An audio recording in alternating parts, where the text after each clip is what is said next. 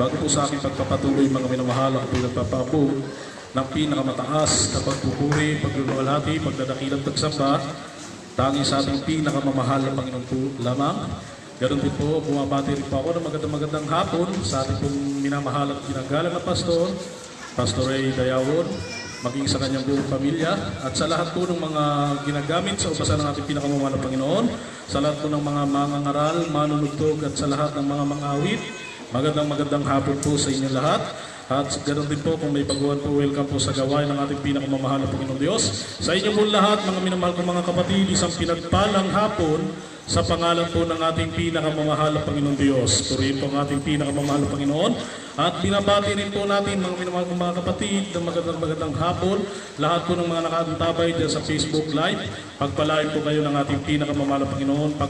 Magandang hapon po sa inyo lahat. At patuloy lang po kayong mantabay hanggang sa matapos po ang gawain ng ating pinakamamahal na Panginoon, at isang tiyak na bagay, umasa kayo ng pagpapala ng ating pinakamamahal na Panginoon Diyos. Amen? Purihin po ang ating pinakamamahal na Panginoon, at tayo po tuloy-tuloy ng mga minamahal kong mga kapatid. Kaya ihanda po natin ang ating pakinig, mga minamahal. Tayo po dadako na sa pag-aaral po ng salita ng ating pinakamamahal na Panginoon Diyos, sapagkat napakahalaga po nito, mga minamahal kong mga kapatid, na tayo ay lagi nakaririnig ng salita ng Diyos. Iwasan po natin pagbibintuhan, ituon lang po natin yung ating puso't isipan sa pakikinig po ng salita ng ating pinakamamahal na Panginoon. Amen? Purihin po ang ating pinakamamahal na Panginoon. At sa mga oras na ito, mga minamahal kong mga kapatid, ang pag-aaralan po natin ay papamagatan po natin, walang kaligtasan ang taong pasaway. Maraming taong pasaway, mga minamahal kong mga kapatid. Ano bang ginagawa ng mga taong pasaway? Ito po yung mga gumagawa ng mga bawal. Bakit may bilangguan, mga minamahal kong mga kapatid? Para sa mga taong pasaway o para doon sa mga taong makasalanan. Kaya sila'y nakabilanggo doon, mga minamahal kong mga kapatid, dahil sila'y nagpasaway. Gumawa sila ng kasalanan. Pero kung hindi sila magbabago, mga minamahal kong mga kapatid, at sila'y gagawa pa rin ng kasalanan doon sa bilangguan, patuloy na sila'y magpapasaway, doon na sila tatanda. Kaya yung pasaway, mga minamahal kong mga kapatid, ang ginagawa nito, hindi mabubuti. Puro kasalanan, mga minamahal kong mga kapatid, pagsuway, matigas ang ulo. Yan po yung mga pasaway, mga minamahal kong mga kapatid. Marami po niyan, mga minamahal kong mga kapatid, maraming ganyan tao na nagiging pasaway. Kaya nga, pinamaganda natin, walang kaligtasan doon sa taong pasaway. Kaya kung ikaw ay makakakita, mga minamahal kong mga kapatid, na taong pasaway, anong gagawin mo? Kung nakita mo yung kapatid mo na nagpapasaway, gumagawa ng kasalanan, anong gagawin mo? O yung kapwa mo, nakita mo, mga minamahal kong mga kapatid, yung nanay mo, yung tatay mo, maging anak mo, nagpapasaway, anong gagawin mo? Mananahimik ka na lang ba? O magpapasaway ka na rin? Merong ganyan. Pasaway, naging pasaway na rin, halip na sawayin. Ang kaligtasan, mga minamahal kong mga kapatid, hindi natin makukuha sa pagiging pasaway. Makukuha natin ang kaligtasan kung tayo ay marunong sumaway. Amen? Kaya kapag nakikita natin, mga minamahal kong mga kapatid, ang ating mga kapatid na gumagawa ng kasalanan, ito ay sawayin mo. Amen? Tungkulin natin yan. Utos ng ating pinakamamahal na Panginoon yan, mga minamahal kong mga kapatid. Dahil bawat ikinikilos ng tao, bawat ginagalaw ng tao, nakasalalay ang ating kaligtasan. Kaya mag-ingat po tayo, mga minamahal kong mga kapatid. Hindi dahil hindi ka naging pasaway, maliligtas ka na. Hindi po. Kapag may isang bagay, mga minamahal kong mga kapatid, na ikay nakita na gumagawa ng masama at hindi mo sinaway, nakasalalay ang kaligtasan mo doon, mga minamahal kong mga kapatid. Amen? Kaya nga, mga minamahal kong mga kapatid, yung pagbibigay ay patuloy na ipinapangaral. Paulit-ulit na ipinapangaral, mga minamahal kong mga kapatid. Bakit? Dahil kapag hindi mo nasunod ang pagbibigay, nagiging pasaway ka. Amen? Nilalabag mo ang utos ng ating pinakamamahal na Panginoon. Lalong-lalo na, mga minamahal kong mga kapatid, yung may mga magagandang trabaho, yung may mga negosyo, Ang sabi ng banal na kasulatan dyan, mga minamahal kong mga kapatid, huwag na huwag mong kalilimutan ang ating pinakamamahal na Panginoon. Lahat yan may kabahagi ang ating pinakamamahal na Panginoon Diyos. Dati-rati mga minamahal kong mga kapatid, nung tayo walang-wala, manalangin tayo sa ating mabait na Diyos, pagpalain tayo ng mahal na Panginoon, nakakapagbigay pa tayo. Nung tayo ay pinagpala ng mga minamahal kong mga kapatid, nagkaroon ka na ng negosyo o nagkaroon ka ng magandang trabaho, nahihirapan ka na magbigay.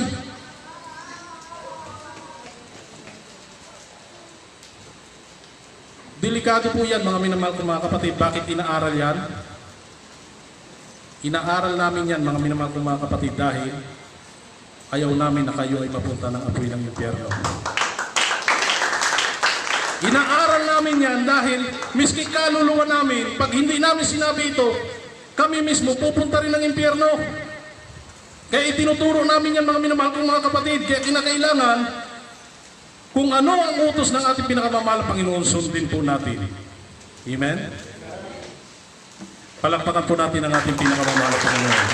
O ngayon, kung makita po natin na meron pong pasaway, ganito po ang utos ng ating pinakamamahal Panginoon. Aklat po ng Lucas 17:3.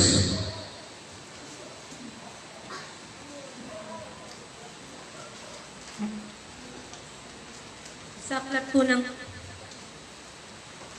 aklat po ng Lucas, kabanata po ay 17, talata po ay 3.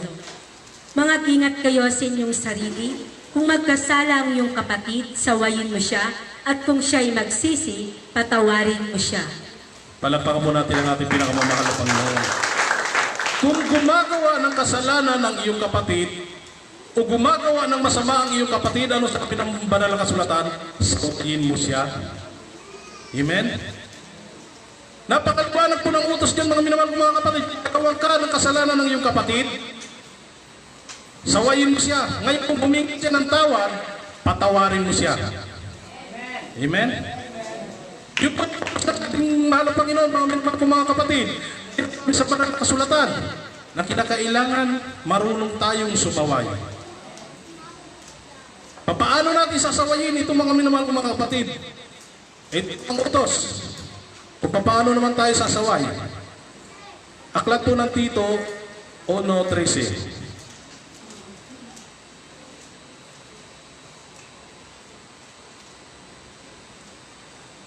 Sa aklat po ng Tito, kabanatang 1, talata po ay 13. Ang patotoong ito ay tunay dahil dito'y sawayin mong may kabagsikan sila upang makapagpagaling sa pananampalataya. Palakpakan natin ang ating pinakamamahal na Panginoon. Sasawayin daw po natin ng may kabagsikan para ano? Para gumaling sa pananampalataya. Amen? Kaya kinakailangan mga minamahal kong mga kapatid, sasaway tayo ng may kabagsikan para yung tao na sinasaway mo gumaling sa pananampalataya. Ay paano yung sinasaway natin natitisot? Pag sinaway mo, nasasaktan. Ay ang utos ng ating pinakamamahal na Panginoon Diyos, mga minamahal kong mga kapatid, kung ikaw ay marunong makinig ng saway, ikaw ay nasa daan ng buhay. Ngayon kung hindi ka marunong makinig ng saway, nasa daan ka ng kamatayan. Nakatayo ka sa daan ng buhay kung ikaw ay nakikinig sa saway, hindi ka nagdadamdam, hindi ka nagtatampo doon sa taong sumaway sa iyo. Kinakailangan mga minamahal kong mga kapatid, baging marunong po tayo. Ay ito po ang sabi po mga minamahal kong mga kapatid. Aklat po ng Kawikaan, 10:17.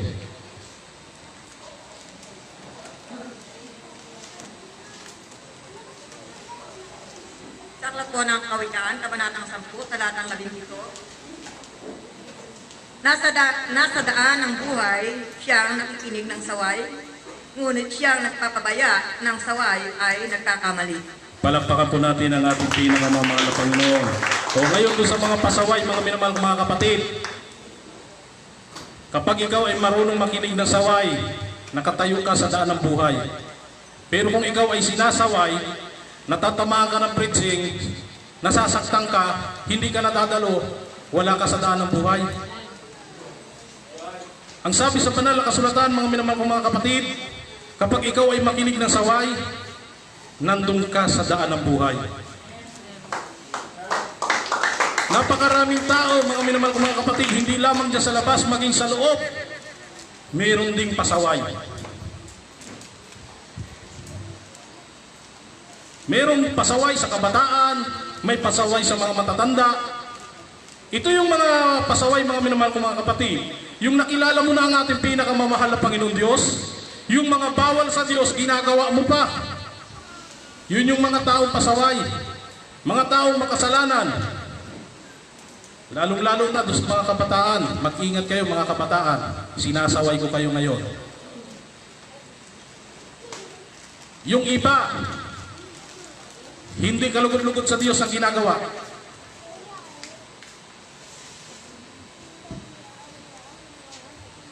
Bakit ko sinasabi ito mga minamahal?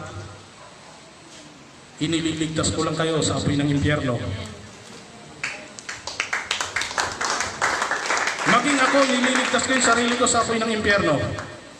Kung kayo mananahimik, anong sabi po mga minamahal kong mga kapatid? Ezekiel 3:8, pakibasa po. Sa aklat po ng Ezekiel, Kabanatang 3, talata ay po ay 8. Narito, aking pinapagmatigas ang iyong mukha laban sa kanilang mga mukha at pinatigas ko ang iyong ulo laban sa kanilang mga ulo. Ezekiel 3:8, tama po ba?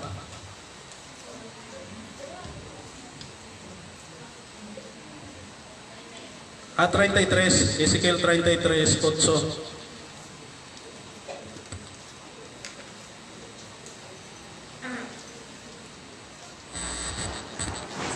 Sa aklat po ng Ezekiel, Kabanatang 33, talata 8.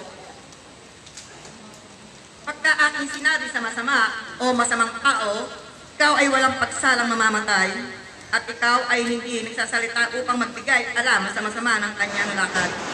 Ang masamang yaon ay mamamatay sa kanyang kasamaan, ngunit ang kanyang dugo ay sisiyasatin ko sa iyong kamay. Palakpakan po natin ang ating pinakamamahal na Panginoon Diyos. Ang sabi po dito mga minamahal kong mga kapatid, pagka aking sinabi sa masama o masamang tao, ikaw ay walang pagsalang mamamatay at ikaw ay hindi nagsalita upang magbigay alam sa masama ng kaniyang lakad, ang masamang yaon ay mamamatay sa kaniyang kasamaan. Ngunit ang kaniyang dugo ay sisiyasatin ko sa iyong mga kamay. Palakpakan po natin ang ating pinakamahal na Panginoon. Ang sabi dito mga minamahal kong mga kapatid, kapag yung isang taong masama ay hindi mo pinaalalahanan sa kanyang kasamaan na kanyang ginagawa, mamamatay ang taong yaon sa kanyang kasamaan. Kaya nga, napakahalaga yung tayo sasawayin natin siya. Dahil pag sinaway natin siya at siya'y nagbago, naakaw natin siya kay Satanas. At kung hindi siya magbago mga minamahal kong mga kapatid, ang sabi ng banal na kasulatan, mamamatay siya sa kanyang kasamaan. Ngunit, yung dugo nung taong namatay, sisiya sa atin sa iyong mga kamay. Bakit? Nanahimik ka, hindi mo sinabihan. Yung taong nagkakasala, kaya yung dugo ng taong yan, sisiya sa atin sa iyo ng ating pinakamamahal na Panginoon. Idiretso po natin ang basa sa 9. Talata po ay 9. Gayon may kung iyong bigyang alam ang masama ng kanyang lakad upang humiwalay at hindi niya hiniwalayan ang kanyang lakad, mamamatay siya sa kanyang kasamaan, ngunit iniligtas mo ang iyong kaluluwa. Palakpakan po natin ang ating pinakamamahal na Panginoon Diyos. Napakalinaw po mga minamahal, sabi dito sa 9, gayon may kung iyong bigyang alam ang masama sa kaniyang lakad upang humiwalay at hindi niya hiniwalayan ang kaniyang lakad, mamamatay siya sa kaniyang kasamaan, ngunit inililigtas mo ang iyong kaluluwa. Napakalinaw po mga minamahal kong mga kapatid, na kapag tayo ay naging tahimik, halimbawa kapatiran natin, nakita natin, umiinom ng alak, anong gagawin mo? Sabihan mo yan. Halimbawa, meron kang nakita, naninigarilyo, sabihan mo yan, kapatid, may impyerno ka. Sabi ng Biblia, sawayin mo ng may kabagsikan. Halimbawa, nakita mo yung kapatid mo gumagawa ng mga hindi kaya-aya, sabihan mo yan. Amen? Dahil sa bawat kinikilos natin, nakasalalay ang ating kaligtasan.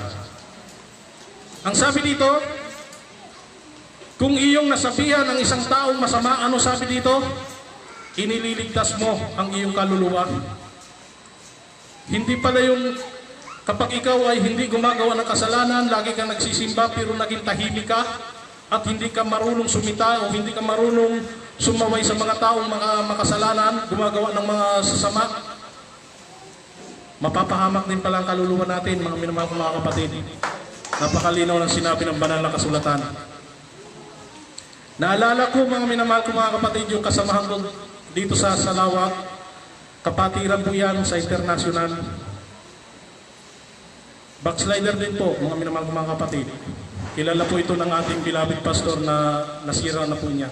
Sabi nga niya, kapag nakakausap ko yung pastor niyo, nangingilabot ako. Pero bakit hindi siya makadalo dito? Dahil yung kanyang asawa mainit doon. Mainit na naglilingkod doon sa international. Na kapag dumalo po siya dito sa independent, magagalit yung kanyang asawa. Dahil ang tingin nila sa independent, kalaban, narinig ko nga yan doon sa isang preacher. Kalaban daw.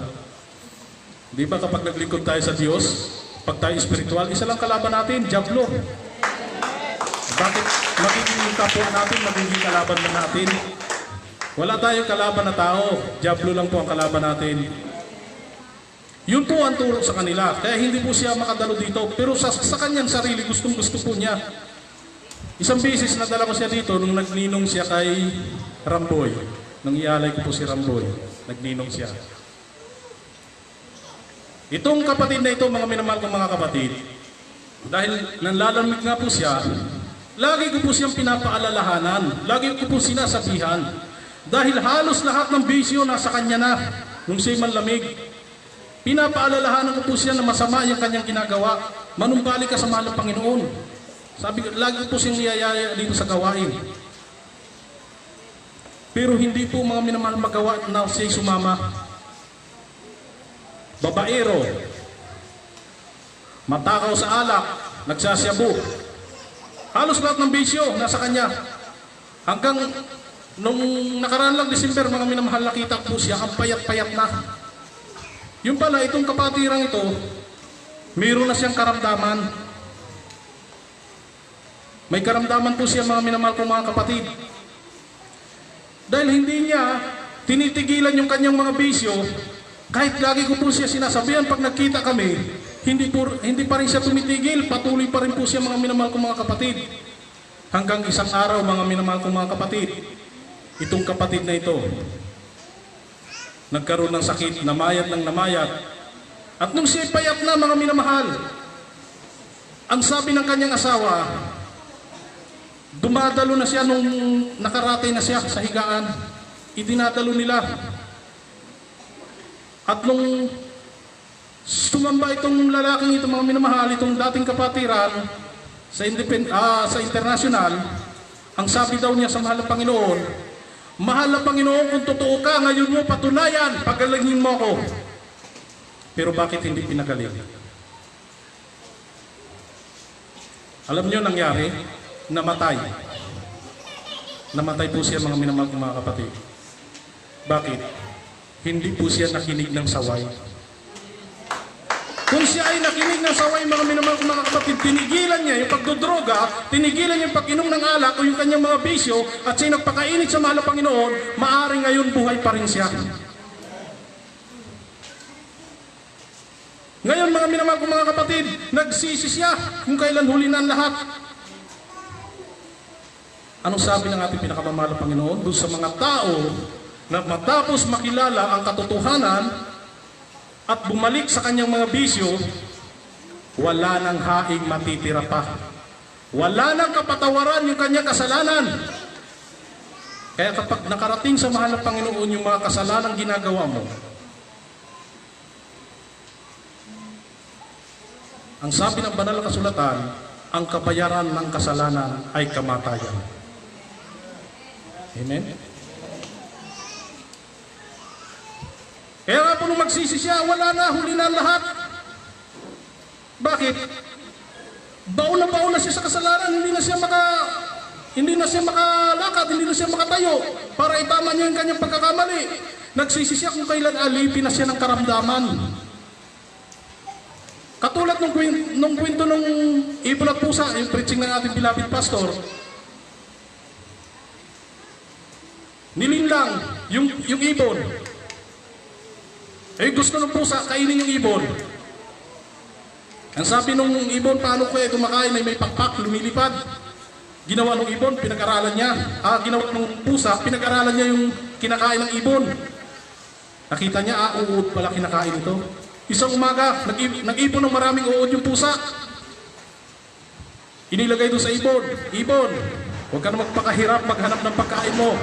Na ito yung matatabang uod na paborito mo. Sabi ng ibon, bakit ko kakainin yan? Pag kinain ko yan, kakainin mo rin ako. Sabi ng pusa, hindi. Isang kondisyon lang ang hihingi ko sa'yo. Kada tuka mo sa isang uod na yan, bubunot lang ako sa'yo ng isang balahibo. Di nasarapan ng nasarap. Sabi ng ibon, ay yun lang pala ang kondisyon mo. Sige, papayag na ako. Masarap yung uod na yan, matataba. Payag siya. Tuka siya ng isa. Bunot naman yung pusa ng isa. Ay marami yung inihandang uod ng pusa. Ngayon nung maubos ng ibon yung uod dahil nasarapan, nasanay sa pagtuka, nasarapan siya, hindi niya namalayan, ubos na pala yung kanyang balahibo, kabubunot din ng pusa. Ibig sabihin dito mga minamahal kong mga kapatid, gustuhin mang lumipat ng ibon, gustuhin man tumakas ng ibon, wala na siyang magagawa dahil wala na siyang pakpak. Ganon din sa ating paglilingkod mga minamahal kong mga kapatid.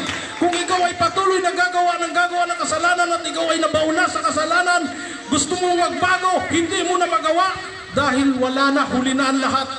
Nasanay ka na ng nasanay sa paggawa ng kasalanan. Kailan ka magsisi kung kailan huli na? Mamamatay ka na, doon ka magsisisi. Dapat habang bata pa tayo, habang malakas pa tayo, gamitin natin yung kabataan natin, yung kalakasan natin sa paglilingkod sa ating pinakamamahal na Panginoon Diyos.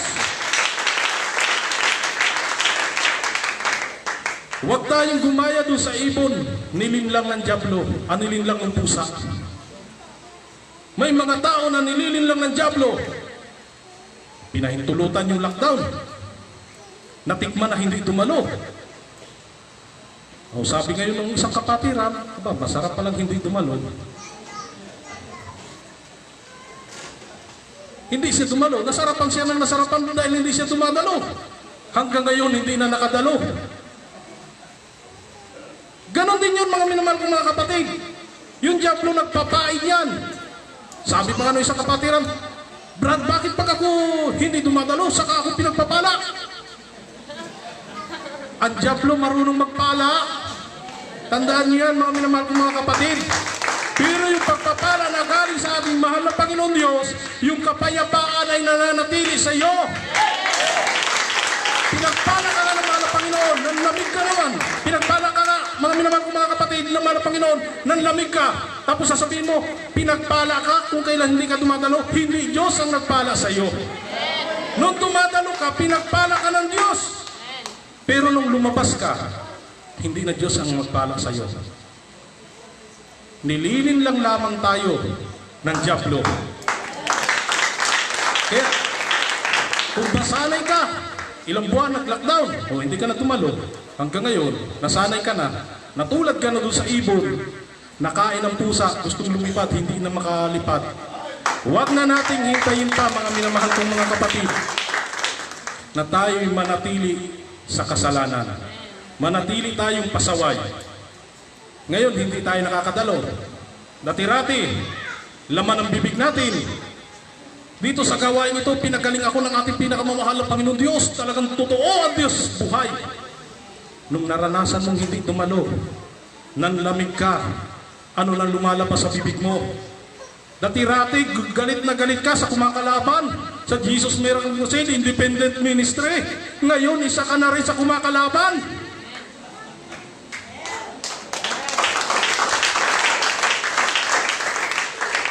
Ganun po mga minamahal kong mga kapatid, kapag nilinlang ka ni Satanas, nakita mo kapangyarihan ng ating pinakamamahal na Panginoon, aalis ka pa. Pinakita ng Diyos na dito, binago yung buhay mo. Dito ka pinagpala ng ating pinakamamahal na Panginoon Diyos, nang dahil lamang sa lockdown, nawala ka na. Huwag nating pabayaan o pahintulutan, mga minamahal kong mga kapatid, na tayo ay masila ng dyablo. Habang malakas ka, habang may panahon ka, mga minamahal kong mga kapatid, manumbalik tayo sa ating pinakamamahal na Panginoon Diyos. Dahil taglay-taglay natin pagpapala nang wala tayo sa gawain ng ating pinakamamahal na Panginoon Diyos, hindi mananatili yan. Isa lang ang mananatili, mga minamahal kong mga kapatid, ang salita ng ating pinakamamahal na Panginoon Diyos. Kaya nga mga minamahal kong mga kapatid, ganito na lamang kami kabagsik magsalita. Mahal namin ang kaligtasan nyo. Hindi namin sinasabi ito upang saktan ang inyong mga damdamin. Sinasabi namin ito dahil kapag kayo ay hindi nakinig sa saway na ito, isang tiyak na bagay, sinasabi ko sa iyo, ang sabi ng banal na kasulatan, mapapahama ka. Sinasabi ko ito mga minamahal kong mga kapatid dahil gusto ko ring iligtas ang aking kaluluwa. Ang sabi ng banal na kasulatan, kapag nanahimik tayo na hindi natin paalalahanan ang mga kapatid natin na nakakagawa ng kasalanan o nagpapasaway, yung dugo ng tao na namatay dahil sa kasamaan, sisingilin sa iyong mga kamay. Pero kung pinaalalahanan mo ang mga taong ito, mga minamahal kong mga kapatid, at hindi pa rin sila sumunod, mamamatay sila sa kanilang kasamaan. Pero yung tungkulin mo sa Diyos, nagampanan mo sa ating mabait na Diyos. Na iligtas mo ang iyong kaluluwa.